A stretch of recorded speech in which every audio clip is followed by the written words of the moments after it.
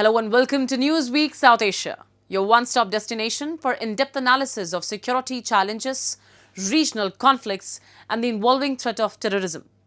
Let's take a look at the headlines first. Indian paratrooper killed in Kishtwar encounter with Jaish terrorists. Search operations continue. LET commander admits Indian strike destroyed Muridke headquarters in Operation Sindoor. And Afghanistan's hunger crisis worsened by winter and aid cuts. India's counter-terror grid in Jammu and Kashmir has once again come under fire from Pakistan-backed terror groups operating from across the line of control. In the rugged forests of Kishtwar, Indian soldiers confronted heavily armed terrorists in a high-risk operation that underscores both the evolving threat from across the border and the Indian Army's uncompromising resolve to neutralise it. The encounter has now claimed the life of a brave paratrooper, even as security forces continue tightening the noose around infiltrators linked to Pakistan-backed terror outfits. The report. 7 soldiers were initially injured when Indian Army teams came under sudden and indiscriminate fire during a counter-terror operation in the Chhatru area of Kishtwar district. The operation, launched around noon based on specific intelligence inputs, brought troops face-to-face with 2 to 3 foreign terrorists holed up in the dense and hostile terrain of the region. According to officials, the terrorists believed to be linked to Pakistan-based Jaish-e-Mohammed opened fire and lobbed grenades in a desperate attempt to break the security cordon. Approximately there are still around 70 to 80 of these terrorists who are in the hills over there.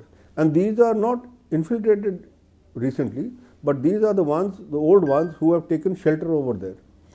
The Kishtwar encounter demonstrates that when the hideout was busted, these people had a lot of foodstuffs, plus they had cooking material, plus they had even the gas cylinders, which shows that they were being actively helped by the overground, underground workers over there who have helped them stock up for the winters. So this is a very big, I would say, thing to know that the overground, underground workers are still helping these people over there who have taken shelter. This is the nexus that has to be broken by the armed forces and the security forces, and they are at it. Sooner or later, all these 70 odd who are there taking shelter in the hills would be eliminated.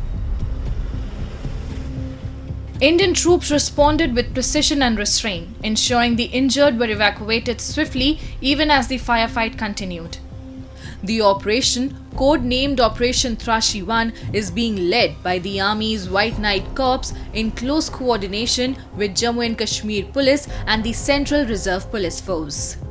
Contact with terrorists was established in the general area of Sonar, northeast of Chhatru, during a deliberate search operation forming part of intensified joint counter-terror exercises. Advanced surveillance tools, including drones and sniper dogs, have been deployed to dominate the terrain and prevent any escape routes, an approach reflecting India's increasingly tech-driven counter-terror doctrine. Counter-terrorism strategy and our grid system has been very robust. It is the success of this grid system and counter-terrorism strategy that these terrorists have been forced to take shelter in the hills, from the plains, from the villages that they were doing earlier. Therefore, what has happened is now to track them down, Indian Army and the security forces are having extensive use of drones, because in the hilly regions and in the mountain tops, it is very difficult for human surveillance to carry on, and drones and even helicopters are the best modes because aerial surveillance is the best, and this is what the security forces are doing. Apart from that, they are also using satellites tracking, and all out effort is being made to ensure that all these terrorists that have taken shelter in these hills are eliminated in the hills itself. As the operation entered its second day, the Indian Army confirmed that the paratrooper critically injured during the grenade attack succumbed to his wounds. Paying tribute, the White Knight Corps described the fallen Havildar's death as a supreme sacrifice, noting that he displayed exceptional courage and gallantry while responding to hostile fire under extreme conditions. The army leadership has reiterated that the sacrifice will not go unanswered and that operation will continue until the area is completely sanitized for terrorists. This encounter marks the third such gun battle in the Jammu region this year, following earlier clashes in the Kamad and Najot forests of Kishtwar district earlier this month. This spike in encounters highlights a renewed push by Pakistan-based handlers to reactive terror networks south of the Pir Panjal range. Security agencies say these attempts are driven by desperation as sustained Indian counter-terror pressure has severely degraded terror infrastructure across the border.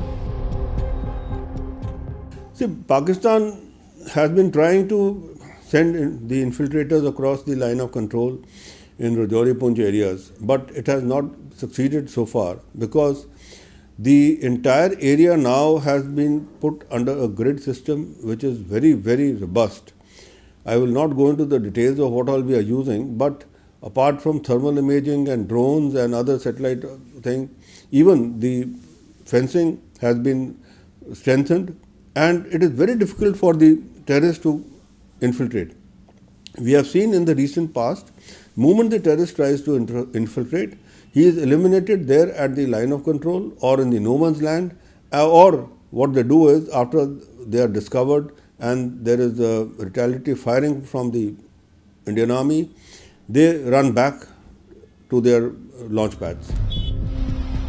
With Republic Day approaching, Indian forces have intensified operations across forest belts and infiltration corridors to ensure peaceful celebrations.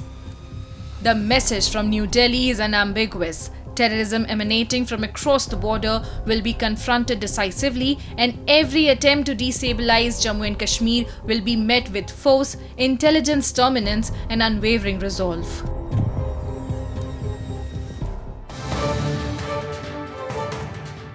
A rare public admission from within Pakistan's terror establishment has reinforced India's long-standing position on cross-border terrorism.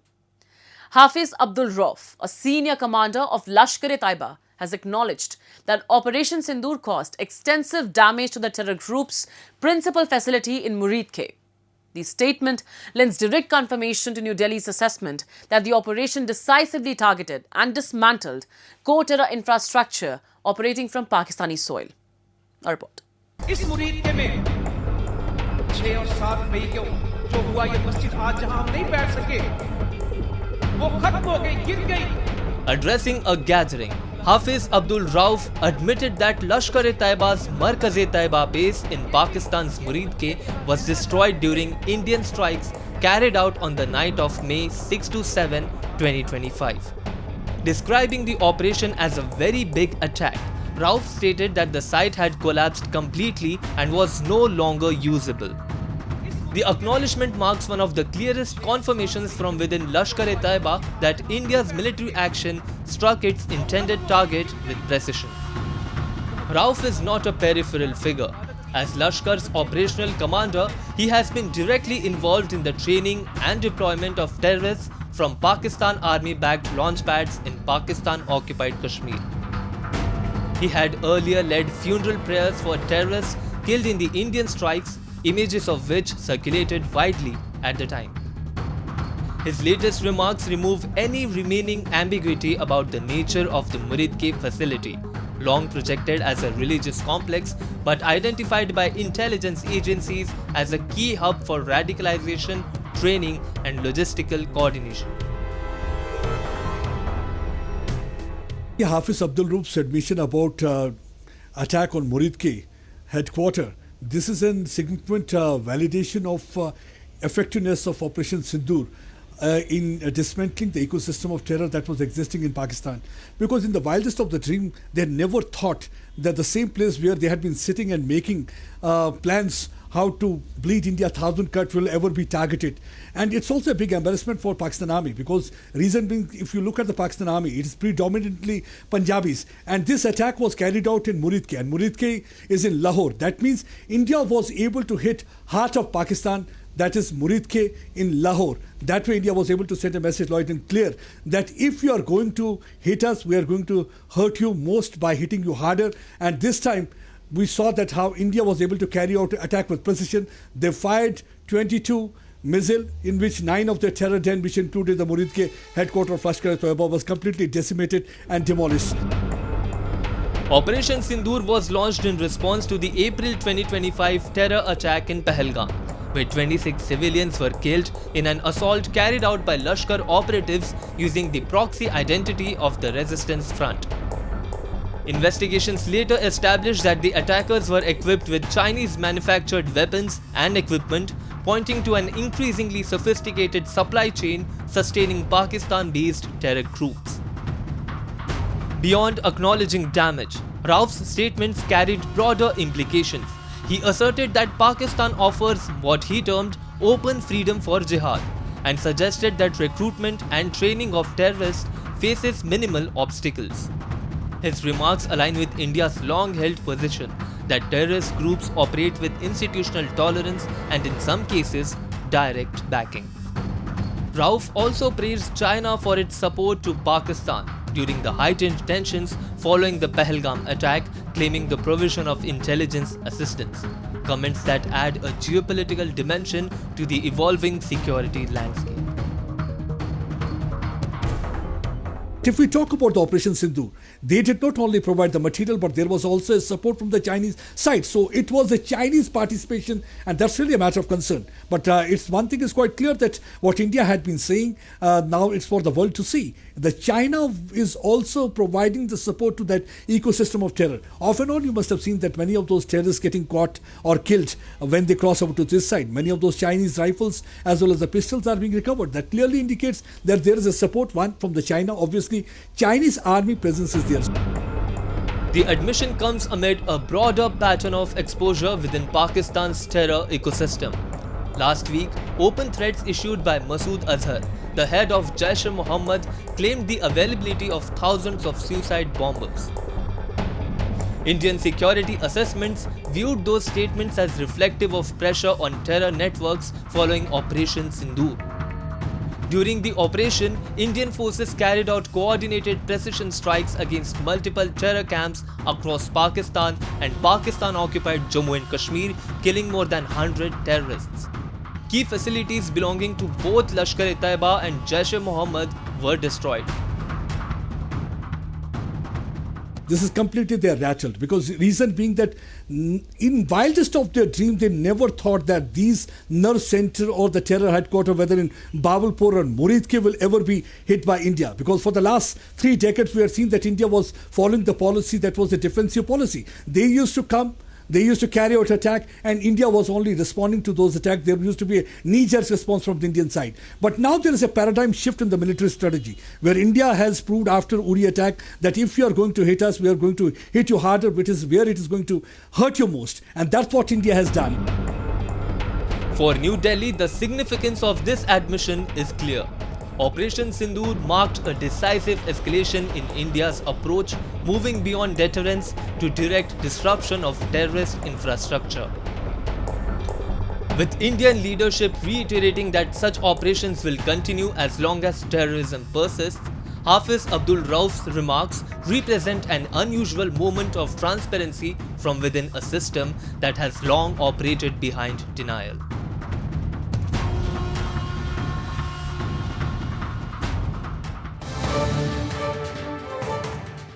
Afghanistan's humanitarian crisis is intensifying as winter deepens across the country.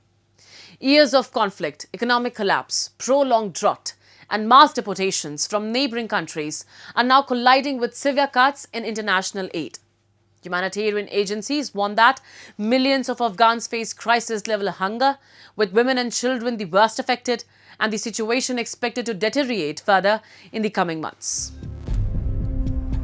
Across Afghanistan, winter has brought freezing temperatures and shrinking livelihoods to a population already struggling to survive. Daily wage work has dried up, food stocks are running low, and humanitarian assistance is failing to keep pace with growing needs.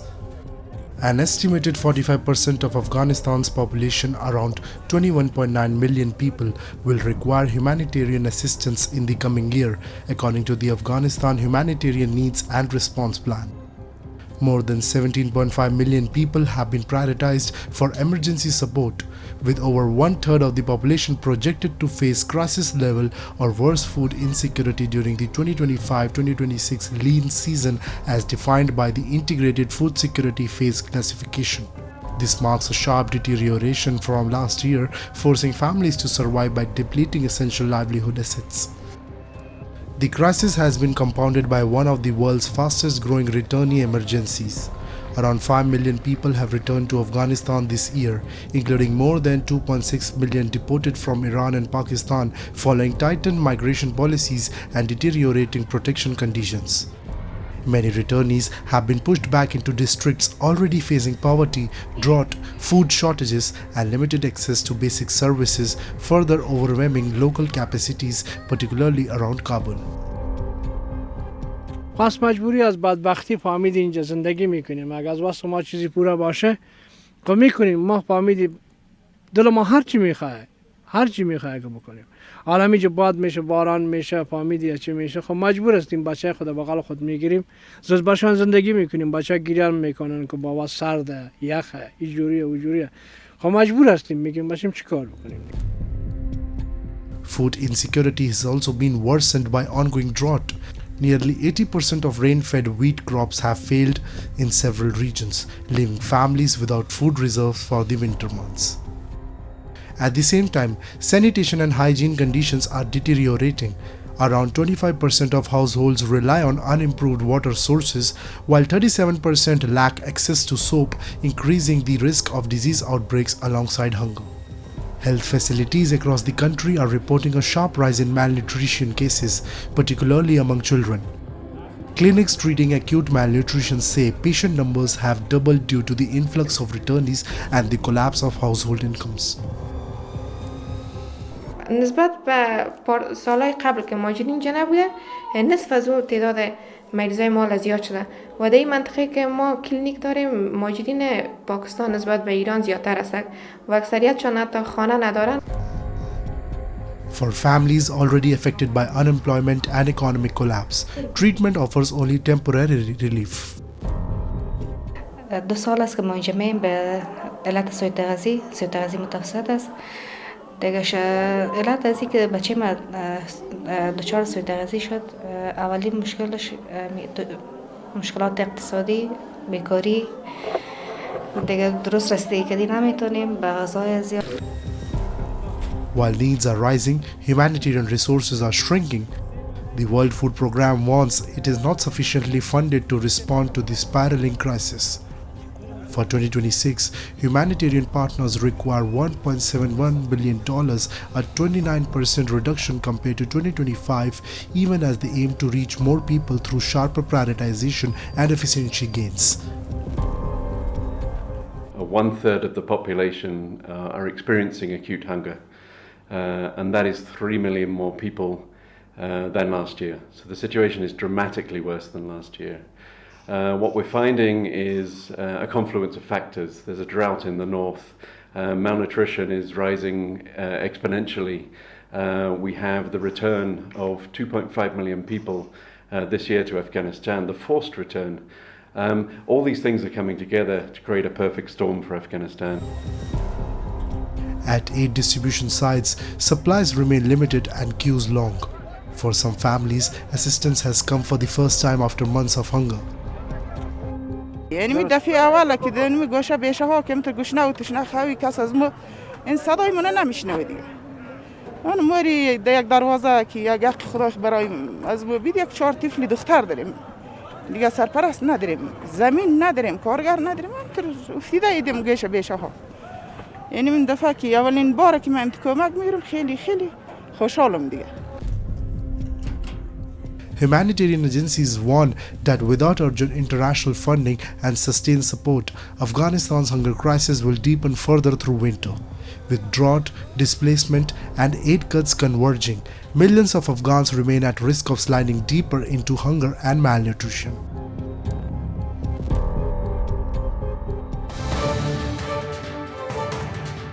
Even after 21 long years, the wounds of the devastating earthquake remained unhealed in Pakistan-occupied Jammu and Kashmir. Rehabilitation remains a cruel illusion for thousands of victims abandoned by the state. Billions were sanctioned, yet hundreds of projects are incomplete or defunct. Children are forced to study under the open sky, while so-called satellite towns in Muzaffarabad exist without water or basic services. This is not neglect by chance, but a chronic neglect and a complete failure of governance. We have a report.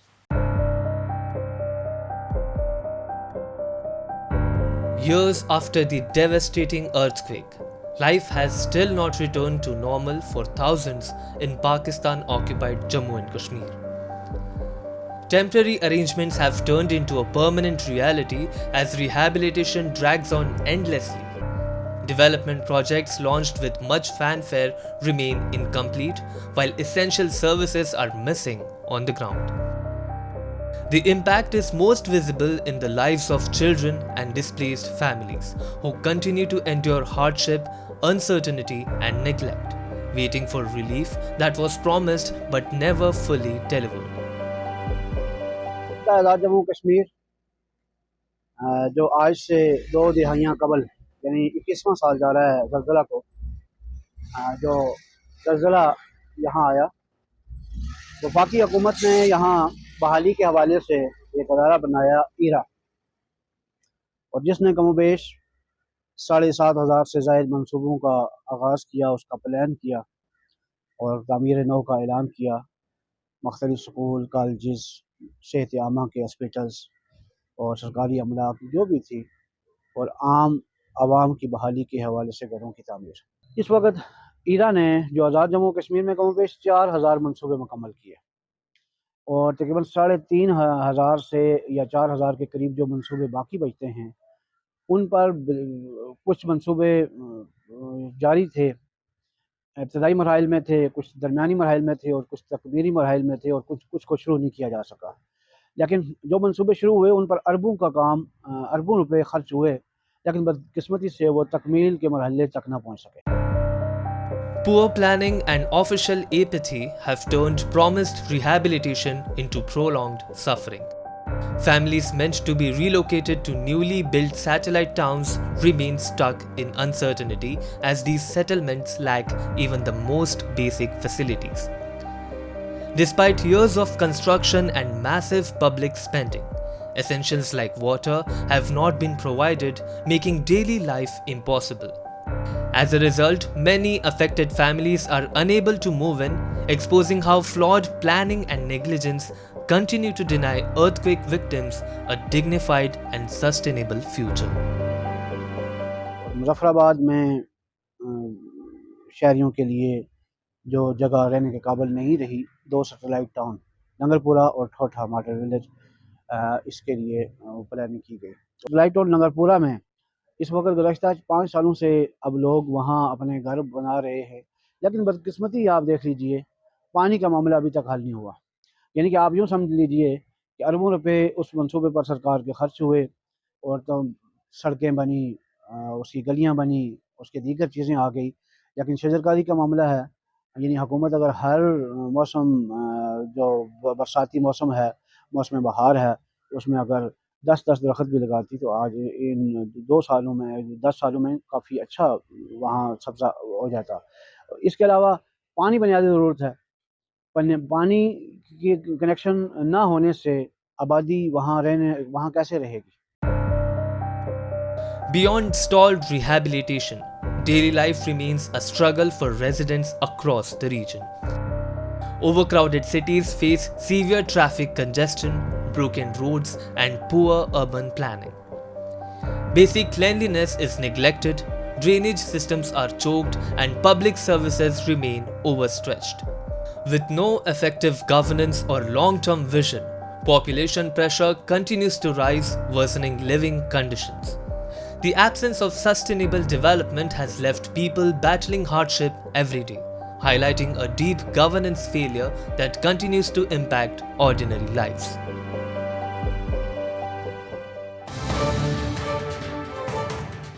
And with that, we come to the end of this edition of Newsweek South Asia.